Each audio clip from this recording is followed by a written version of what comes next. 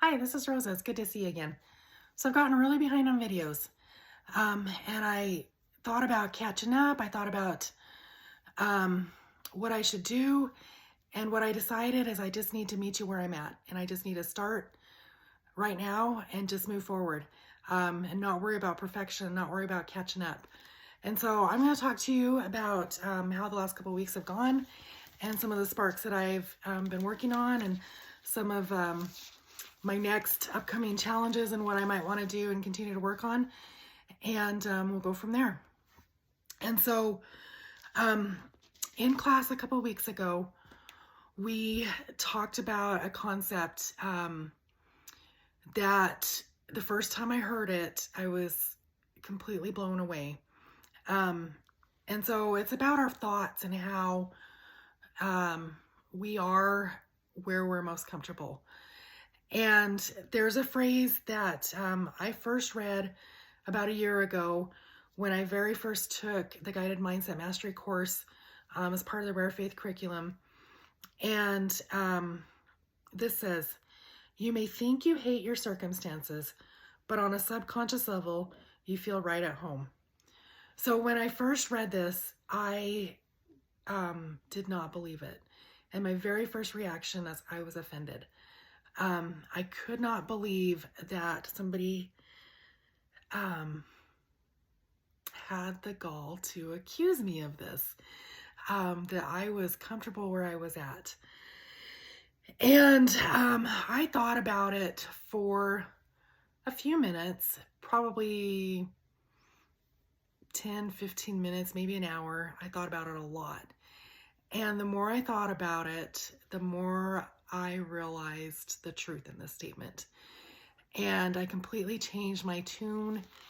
And at this point, I think it's an absolute truth. And I could think of circumstances in my life where this applied. I can think of many circumstances. I can think of it now. I think of it in my career. I think of it in my finances. I think about it in my health journey. But at the time, a particular example came to mind, and I think it still applies. And so I'm going to share it with you. So we moved into this house about a year and a half ago. And when we first moved into this bathroom, this house, my husband and I recognized how much we hated our master bathroom. And so there's a lot of things that are falling apart in it. For one, it has a 3x3 shower. It's a pretty good sized bathroom, but a tiny shower. It had leaky faucets. It had a leaky rocking toilet. It has a big corner bathtub with jets that's the same age as the house. And I don't know how you feel about jets, but having several families live in this house before we bought it, I have no desire to ever use that tub. It holds plants is what it does. It had a layout that we didn't love. And so we got a quote to replace the bathroom. And that quote was very expensive. It was at least 3 times what I was hoping to pay. And I expected it to be a little more than what I wanted to pay, but I was blown away by how much it cost. And so we sat on that thought for a long time about, do we replace this bathroom or do we live with it? And a couple months later, I just had the spark that I didn't have to live with the bathroom the way it was, and I didn't have to spend this very large sum of money to get the bathroom, that there was an in-between point. And so I talked to my husband about addressing the things that were particular pain points to us, and we did that. And so we had leaky faucets on both sinks, and our solution at the time was keep a washcloth behind the faucet and change it out every day, because every time you turn on the sink, it would just leak. Faucets are a pretty easy fix. And so I got online, I got an overstock, and I ordered the cheapest, best quality faucet I could find. I think they were $40. We were at Costco and we bought a toilet. we found a plumber. At the time, we were having a lot of trouble finding contractors of any kind to come work, but we found a plumber that came and replaced it. And so both of those jobs and the cost of supplies cost us $600. And that addressed the things that I was most frustrated about with that bathroom. And so when I think about that phrase, you may think you hate your circumstances, but on a subconscious level, you feel right at home. I'm right at home with spending $600 to fix the issues with the bathroom that bothered me the most. I'm not right at home with living with a rocking toilet and leaking faucets. And I'm not right at home with spending a very large sum of money to get and replace a bathroom that I'm not even sure what I want. But I'm at home with what we did. And so I think that could apply to many instances in our lives. And I think it applies to how my holiday went, and how my health journey in general is going. So I know that I could have aggressively approached optimizing my health and continuing to lose weight on a very aggressive manner over the last couple of weeks. And I just did not want to. And so I went into the holiday with the intent to eat healthy most of the time and to not feel deprived and to participate in family meals and events in the way that made me feel like I could enjoy it. And at the same time, didn't make me feel like I was overindulging. And I feel like I did a pretty decent job at that. And so I feel like I'm right where I want to be with this holiday season. So I came out of Thanksgiving. I ate a couple of Thanksgiving meals. And I didn't overeat. And I ate a share of things that were good for me and a share of things that were definitely not the best for me. But I appreciated them and I enjoyed them and I could move on. And that's how Christmas was as well. That's how I'm intending New Year's to be. And what's really refreshing is I don't feel like I have any guilt for how I've handled this holiday season. I have not lost weight this holiday season, but I'm maintaining and I'm totally okay with that. I also am continuing with the sparks that I was already working on, and I'm also recognizing and acting on problems that need to be solved and knowing that I can continue to address those. And so I want to talk a little bit about eating. I'm still eating the 4 cups of produce a day, and that's going really well for me. I had a few days in the holidays where I missed some, but I also recognize that when I did miss it, or I had too many days where I ate overindulgent foods, that I didn't feel good, and I could not wait to get back on an eating plan that made me feel good. I'm also recognizing like how important it is to keep food that makes me feel good, keep it prepped and in my kitchen. And I'm also recognizing that I don't like to waste food. And that's been a little bit of a challenge with the holiday because there is so much delicious and overindulgent food. And what I'm recognizing is I probably in hindsight just need to purchase and prepare less of it so I don't have as many leftovers that are not that food that I want to eat for multiple days in a row. That's not making me feel good. That's really what it boils down to, is food that doesn't make me feel good. I want to talk about walking.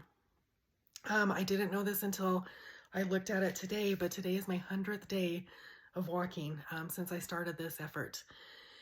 And in those 100 days, I walked 370 miles. And I think I can be really proud of that. I am really proud of that. So within a week of starting walking 100 days ago, I recognized that I was capable and I should be walking more than my mile a day. And so I changed my goal to 3 miles a day. And every day since then, with one exception, I've walked for 3 miles a day. So a couple of weeks ago, I did get really sick, and I had one day where I had pretty high fever, and I just was feeling really terrible. And I made the decision that day that I could not go walking, that I really needed to honor my body where it was at. It was a really difficult decision to make at the time, but I'm not going to beat myself up about it, because out of those 100 days, I've walked 99 days, and I had a really good reason for missing that one day. And so I'm just going to move forward. So some of the problems that I've had, I recognized that I was procrastinating walking for a couple weeks, that it would get to be kind of late in the evening and I hadn't gone walking yet. I was like, what is going on with this? Because I am also recognizing, hold on, I gotta let the cat out. Sorry. I've also recognized that walking makes me feel good, so why am I procrastinating? And what I figured out was I was actually really cold. So kind of an opposite problem when I started walking. When I was really hot, I was just, I would be cold in the house, and I knew that I had to go out to where it was even colder. And I didn't actually have the best cold weather gear. And so, like many of you, I went to Costco a couple times this holiday season, and I just wandered the coats, and I tried a bunch of them on, and I picked a coat that was really warm, and it was $29, and that's solved a lot of problems. And so now, if it's late or it's raining or snowing or just cold in general, I know that I have, I can just put on that coat and I'll be warm enough. And I've tested it, and I'm usually too warm, but it's made a big difference to have a coat that is appropriate for what I need. I've also tested walking indoors a couple times when it's either been late or cold or when I was sick. I have done my last half mile, or one time I think I did 1.2 miles completely within my house. So just back and forth between the different rooms, and it works really well for cleaning or watering plants or whatever I need to get done. Just take things from one end of the house to the other, returning things from where they don't belong. It works very well for that. And so I've done that a couple times. Problems to be solved. So another spark that I worked on, this one I brought up a long time ago, but I actually hadn't worked on it very much at all. But I took 10 days off from work, and I stayed busy, and I worked on my closet purge. So a spark I had a while ago that I've mentioned before was to clean out my closet of things that don't serve me and that don't make me feel good. And so I was definitely inspired by the Minimal Mom YouTube videos. I love watching her videos. I love her ideas, and I love her concepts. And in regards to clothes, what she says is that we deserve to have clothes that fit us and that make us feel good when we're wearing them. And I have known that for a long time, but I never acted on it because I just wasn't ready. And a couple months ago, I decided I was ready, and I'm ready to get rid of the things that don't make me feel good, that aren't serving me well. And I'm just gonna leave my closet with things that fit me, that I enjoy wearing. And when I get to the point where I need clothes that are smaller, I am sure that I'll have no problem going out and finding those clothes at that point in time. I'll solve that problem at the time. But right now, I don't want that burden and that heaviness to be with me. And so I'm going to continue to clean up my closet. So I had a couple things in the closet that, not just clothes, that needed to be worked through. And those are actually the things that I worked through first. And I actually have not really gotten to clothes, but I feel like I've addressed almost everything else in the closet that's not clothes. And I feel like I needed to do that to make room or to even get to the clothes. So we have some cubbies in our closet, some good shelves, And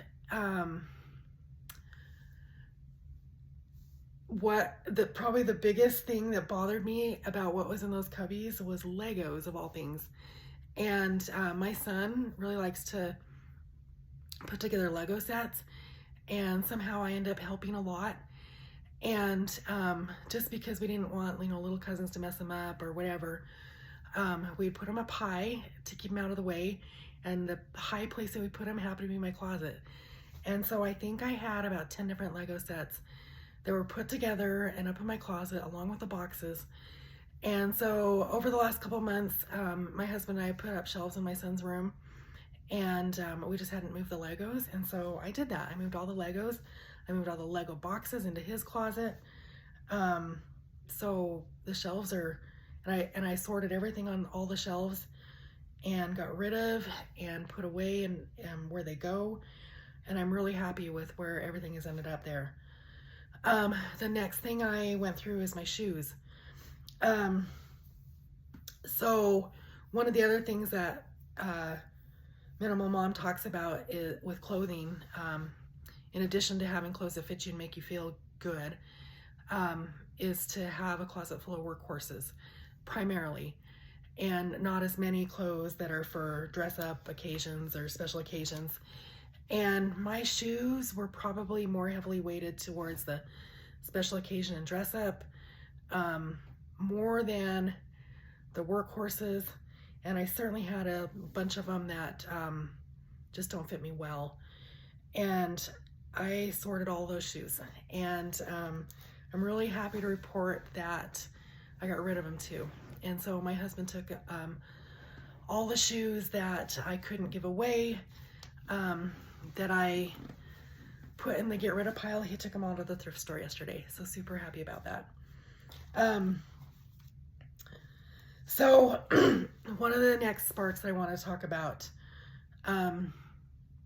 So for Christmas, my husband and I were just having a conversation about, what to get each other. And I'm sure you guys probably have had those conversations with family members as well about like what might be on your list or what they might like, and or with your loved ones.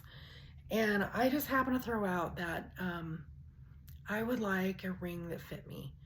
My wedding ring doesn't fit and hasn't fit for a long time. And I asked my husband for an inexpensive ring in my size that I could wear instead of my wedding ring until I reached the point where my wedding rings fit me. So before Christmas, about 2 weeks before Christmas, was also our 15th wedding anniversary. And I came home to a surprise. My husband went to the jeweler that day, the local jeweler, and he bought me a ring, and he didn't follow any of the instructions I gave him. The ring was not inexpensive, and it was definitely not my size. And so it turns out at the local jewelry store, they just carry a couple sizes, and my size is not one of them.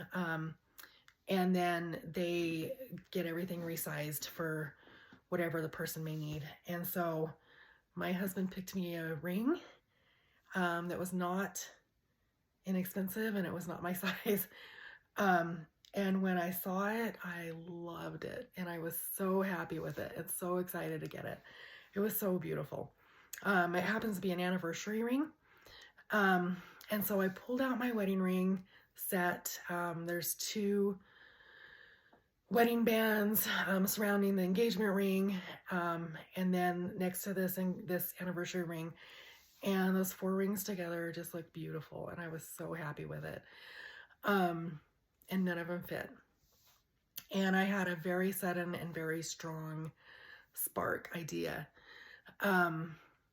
I have used my wedding rings what I thought was a reward of when I reach this size and my wedding rings will fit me.